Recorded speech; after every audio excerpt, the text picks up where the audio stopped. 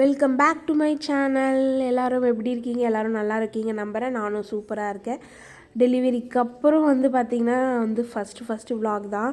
அதுக்குன்னு இப்படி கேட்டுறாதீங்க, ஏன்னா இதுக்கு முன்னாடி மட்டும் விலாகாக போட்டுட்டு இருந்தியா அப்படின்னு சொல்லிட்டு. ஆமாம், விலாக் போடல தான். இனிமேல் தினம் விலாக் போட அதாவது வாரத்துக்கு ஒரு வாட்டி விலாக் போட நான் ரொம்ப ட்ரை பண்ணுறேன். விலாக் எடுக்கிறது பெரிய விஷயம் இல்லை, அதை எடிட் பண்ணி போடுறாங்கட்டியும் போதும் ஆகிடுது. அதெல்லாம் நம்மளோட சோம்பேறித்தனம் அதிகமாகிடுச்சு. இப்போ பார்த்திங்கன்னா எங்கே போகிறோன்னு பார்த்தீங்கன்னா கோவிலுக்கு தான் போகிறோம். பாப்பா பிறந்து ரொம்பலாம் வெளியே போக முடியல, வீட்லேயே உட்காந்து தேஞ்சி போச்சு. ஸோ அதனால் இன்றைக்கி வெளியே போகலான்னு பிளான் பண்ணி 4 பேரும் ஏற்றி போத்திக்கு எடுத்து கிளம்புறதுக்கே போதும்னு ஆகிடுச்சு. நம்ம கிளம்புறது கூட இங்கே பெரிய விஷயம் கிடையாது. 2 குட்டியை கிளப்பி அதுக்கான திங்ஸை எடுத்து வச்சு ஒரு மூட்டையை கட்டின்னு போகிறங்காட்டி போதும்னு ஆகிடுது. நல்லா பீஸ்ஃபுல்லாக ரொம்ப அமைதியாக இருந்தது. நாங்கள் 5:30 மணிக்கெல்லாமே கோயிலுக்கு போயிட்டோம். காலியாக இருந்தது. நல்லபடியாக சாமி கும்பிட்டு உட்காந்தோடனே தான் கூட்டமே வர ஆரம்பிச்சிது. இன்றைக்கி முருகருக்கு மட்டும் அபிஷேகம் பண்ணியிருந்தாங்க. அப்புறம் பிரசாதம் கொடுத்துருந்தாங்க. பிரசாதம் வாங்குறதுல தான் இங்கே போட்டியே. எப்பயுமே என்னை தள்ளி விட்டுட்டு அவர் ஃப்ரீயாக உட்காந்துட்டு இதான் நான் விடுவேன்னா இன்னைக்கு என்ன பண்ண, குழந்தைய வச்சுட்டு அவரை அனுப்பி விட்டுட்டேன். அவர் அவ்வளோ கோயிலுக்கு போயிட்டு பிரசாதம் வாங்கினாவே ரொம்ப கஷ்டம். வாங்கிட்டு கொடுத்தாங்க. நல்லபடியாக சாப்பிட்டு பொறுமையாக இருந்தோம். இந்த அப்பாக்களுக்கும் பிள்ளைக்கும் ஆவாதுன்னு சொல்லுவாங்க. அப்படிலாம் எதுவுமே கிடையாது. எங்கள் வீட்டில் அப்படியே ஆப்போசிட்டு. அப்பாவும் பிள்ளையும் இல்லை லவ்வர்ஸ் மாதிரி பழகுவாங்க. அதுவும் என் பிள்ளைலாம் இருக்கான் பாருங்கள், நான் சொல்கிறது துளி கூட காதில் விட மாட்டான். அதே அவங்க அப்பா ஒரு வார்த்தை சொல்லிட்டா போதும், அப்படியே வேத வாக்கு மாதிரி அப்பா இப்படி தான் சொன்னாங்க, நான் இதை தான் செய்வேன் அப்படின்னு சொல்லுவார். நம்ம சொல்கிறதுனா கூட அவ்வளோ எடுத்துக்க மாட்டாங்க. இந்த குட்டி என்ன பண்ண போகிறாங்கன்னு தெரியல. இவர் இருக்கார், இவர் நைட்டெல்லாம் நான் வேலை பார்க்க வேண்டியது, பகலெல்லாம் தூங்க வேண்டியது. நைட்டு ஃபுல்லாக நைட் டியூட்டி பார்க்குறோம் நாங்கள். ஒரே சூப் கிரேவிங்ஸாகவே இருந்ததுன்னு சொல்லிட்டு ஒரு நாள் காஞ்சிபுரம் பக்கம் போயிருந்தோம். அங்கே சூப்பை குடிக்கலான்னு சொல்லிட்டு ட்ரை பண்ணி தான் பார்த்தோம். சூப் ஃபுல்லாக வெறும் மிளகாத்தூளை கொட்டி வச்சுருக்காங்க. வாய் அப்படியே உதடு ஃபுல்லாக அப்படியே எரிய ஆரம்பிச்சிச்சுங்க. அதுலேருந்து சூப் ஆசையே போதும்னு விட்டுருச்சு. நாங்கள் இங்கே ரொம்ப வருஷமாக சூப் ட்ரை பண்ணிகிட்ருக்கோம். செம்ம டேஸ்ட் இருக்கும், ஒரிஜினல் டேஸ்ட்டு. இங்கே சிக்கன் பக்கோடா சூப் மட்டும் தான் கிடைக்கும். ஆனால் கூட்டம் பார்த்திங்கன்னா அப்படி இருக்கும். இங்கேயே நின்று ஒரு சூப் மட்டும் குடித்தோம். இதுக்கு மேலே வேலைக்கு நம்ம வீட்டுக்குள்ளே போய் குடிச்சிக்கலான்னு சொல்லிட்டு இன்னொரு மட்டும் பார்சல் வாங்கிட்டு கிளம்பிட்டோம். இந்த கார்டனிங்லாம் பண்ணுறதுக்கு ஒரு பொறுமை பக்குவம்லாம் வேணும் போல். நம்மளுக்கு அந்த பொறுமை பக்குவம்லாம் கிடையாது.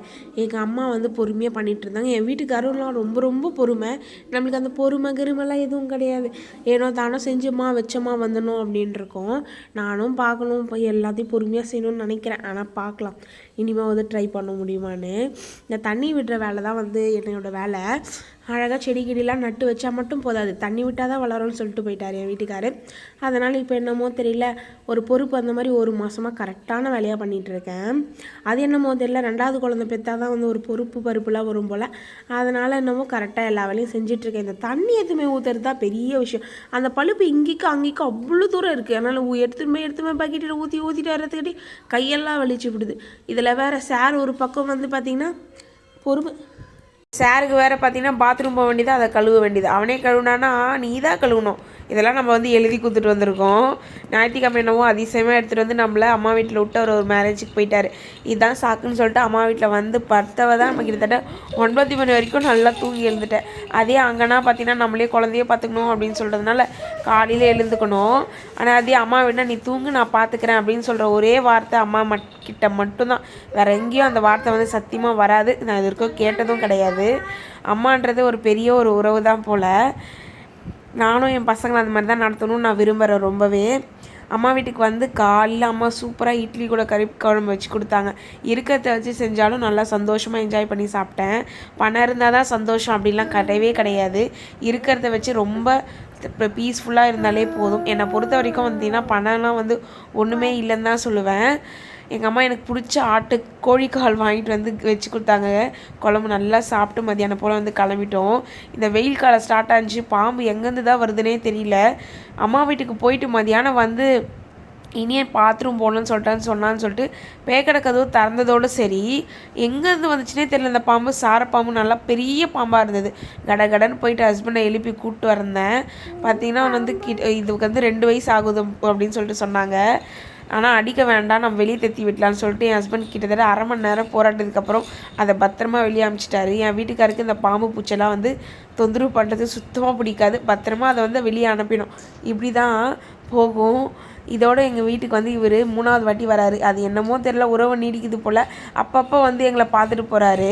நாங்கள் அவங்கள ரோட்டில் பார்க்குறது கூட பார்த்தலையா, வீட்டுக்குள்ளே வந்து பார்க்கணுமா, வந்து பார்த்துட்டு போகிறாரு. இதை பார்த்ததோடு சரி 2-3 நாளாக தூக்கமே இல்லை.